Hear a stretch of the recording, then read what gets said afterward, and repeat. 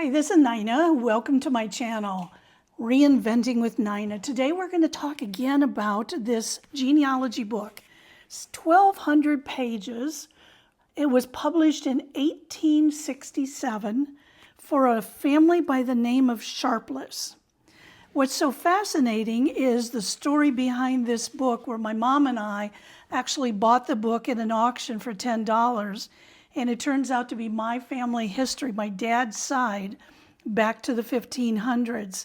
I'm going to link down below so you can see that whole story.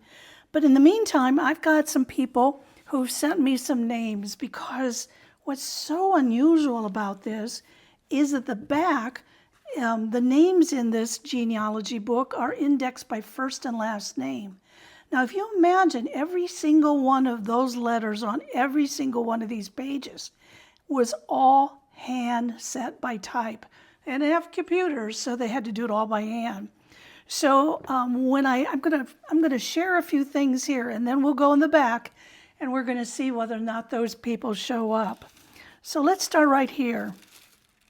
This is the genealogy of the Sharpless family. It was descended from John and Jane Sharples. There was difference in the name spelling, and we'll get into that in just a minute. They had a reunion. So this couple came to the United States in 1682, and they had a reunion in 1882. It was a bicentennial reunion, and then the book was published in 1887. Got to get these glasses on. So it's just so fascinating to think we're sitting here holding something from the 1800s. This is the editor's stuff. So I'm going to read a little bit to you because it's so fascinating. It's not only fascinating what he said, but it's fascinating how he wrote. Every author has or ought to have a reason for his undertaking, and I conclude that some will wonder what induced me to write the history of an individual family, which is not likely to contain anything very interesting to the public.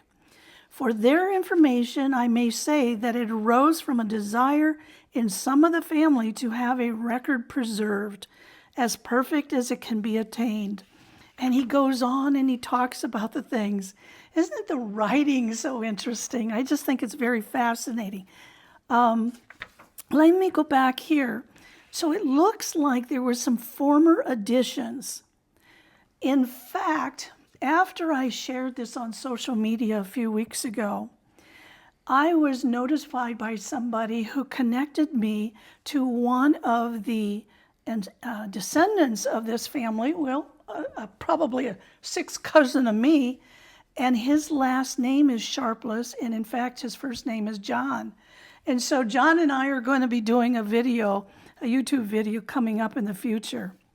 But anyway, this was the bicentennial record from 1682 to 1687.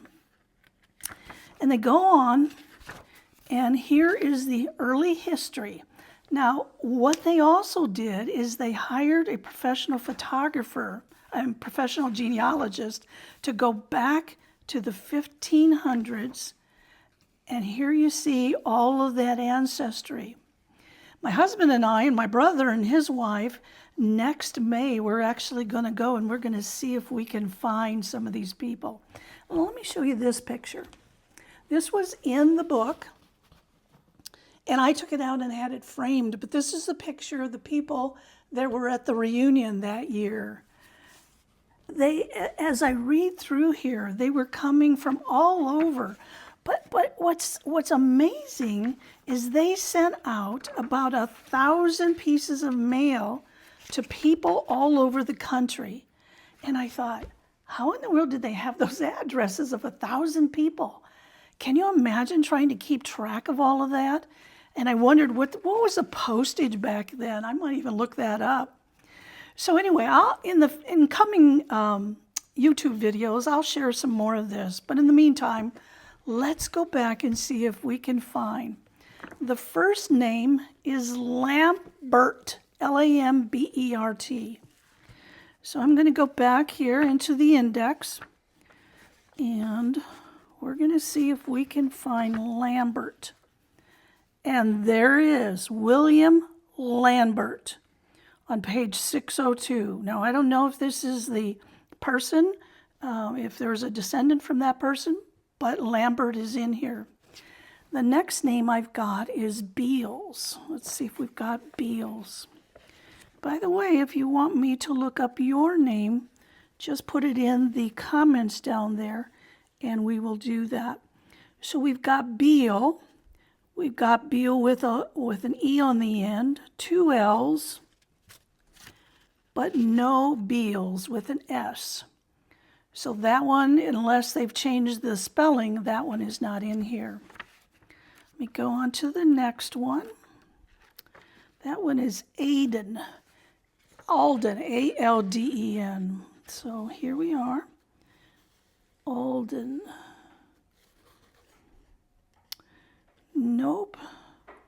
No Alden. So far only Lambert. Then we've got Helsden, H-E-L-S-D-O-N. So let's go here. Helsden, H-E-L.